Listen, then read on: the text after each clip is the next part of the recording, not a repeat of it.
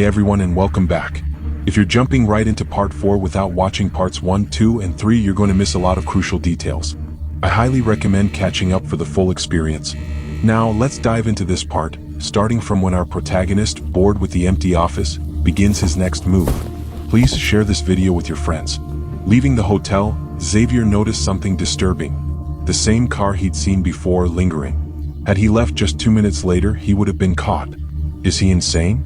Xavier thought, remembering the phone call. He's just waiting for me. It seemed Xavier's tormentor, after all, enjoyed this twisted game. Anyone else would have given up by now. Xavier knew he was being toyed with. The repetitive nature of the attacks, the constant surveillance, it was all part of a larger plan. Xavier needed to stay one step ahead.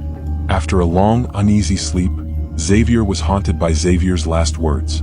"I need to get out of here," he realized. He went to a nearby mall and bought a new phone and SIM card. Then he called his broker, demanding a safe house, somewhere completely off the grid. What Xavier couldn't understand was how Xavier kept getting his new numbers.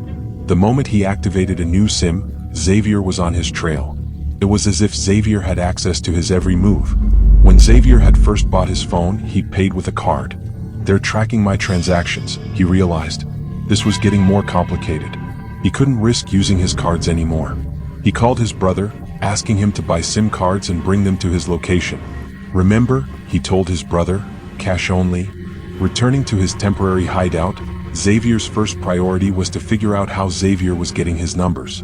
It's possible, but difficult. He knew the shop where he bought the phone could trace the number, but it would take time.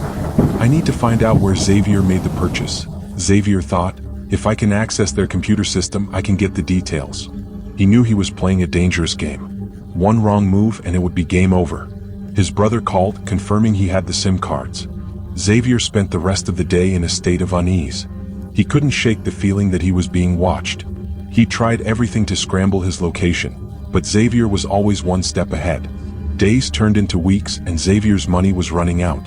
He couldn't use his bank cards as Xavier would immediately be alerted. He needed a way to replenish his funds without leaving a trace. After some thought, Xavier decided to use this situation to his advantage. It was time to give Xavier a taste of his own medicine. Xavier planned a surprise. He drove to a secluded area outside Bangalore, a place with dense forests and winding roads. He found a small shop with a motorcycle for sale. He entered the shop and a middle-aged man greeted him. The man's young daughter peeked out from behind him, her eyes wide with curiosity. Xavier bought the motorcycle, paying in cash. He felt a pang of guilt as he looked at the man's daughter. He wondered if he'd be doing this if he had a daughter of his own. Shaking off the thought, he drove to the nearest ATM. He inserted his card, knowing this was a trap. Just as he did, his phone rang. He knew it was Xavier. He mentally prepared himself for what was about to happen. He quickly withdrew some cash and returned to the motorcycle. "This is it," he thought. "The countdown has begun." He drove to a nearby parking lot, leaving his car behind. He knew Xavier would be tracking his car, not the motorcycle. He hid the motorcycle in a secluded spot and walked to a nearby bank. He had a silenced gun in his bag. He needed to test the weapon. He fired 2 rounds into the air. The gunshots were barely audible. He found a high vantage point, a 20-foot rock overlooking the bank. He waited, his face concealed by a black mask. He watched as people came and went, but Xavier was nowhere to be seen. Hours passed and Xavier still didn't appear.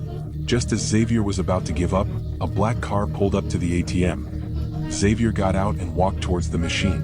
Xavier watched his every move. Xavier was holding a device in his hand. Xavier couldn't quite see what it was. Xavier inserted the device into the ATM and then turned around as if sensing something. Xavier raised his gun and fired.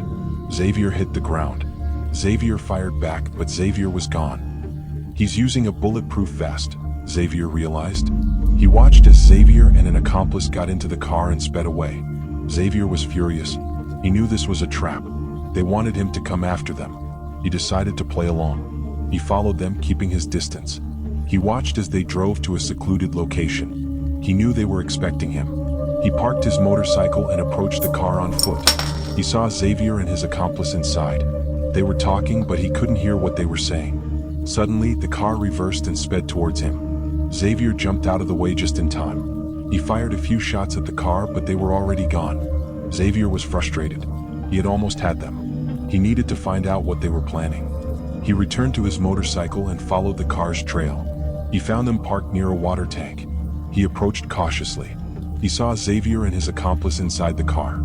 They were working on something. He couldn't quite see what it was. He decided to take a closer look. As he approached, he saw a device attached to the car's dashboard. It was the same device Xavier had used at the ATM. He realized that Xavier was using the device to drain money from his bank account. Xavier was furious. He had to stop them. He returned to his motorcycle and sped away. He needed to find a way to disable the device. He contacted a tech expert he knew. The expert told him that the device was a sophisticated piece of technology. It would be difficult to disable, but not impossible. Xavier was determined to stop Xavier. He returned to his hideout and began to research the device. He found some information online. It was a device used to siphon money from ATMs. Xavier knew that Xavier was planning to drain his bank account completely. He had to stop them before it was too late. He decided to confront them. He knew it was a risky move, but he had no other choice. He prepared for the confrontation. He knew this was his last chance. He couldn't afford to make any mistakes. He was ready. He was going to end this game once and for all. He was interrupted by a knock at the door. He cautiously approached the door, gun in hand. He peered through the peephole. It was a woman. She was holding a cleaning kit. He opened the door slightly. She entered and began to clean the room. Xavier watched her every move. He didn't trust her.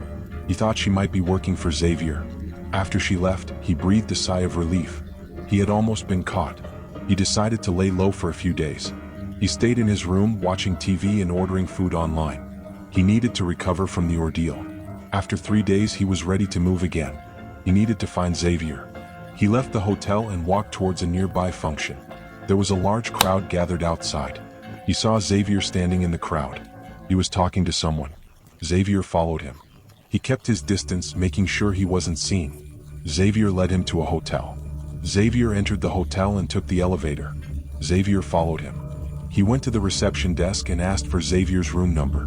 The receptionist gave him the number. Xavier was surprised. He couldn't believe his luck. He went to his room and began to prepare for the final confrontation. He knew this was it. He was going to end this game one way or another. If you enjoyed this story, please share it with your friends. And don't forget to subscribe for more thrilling tales.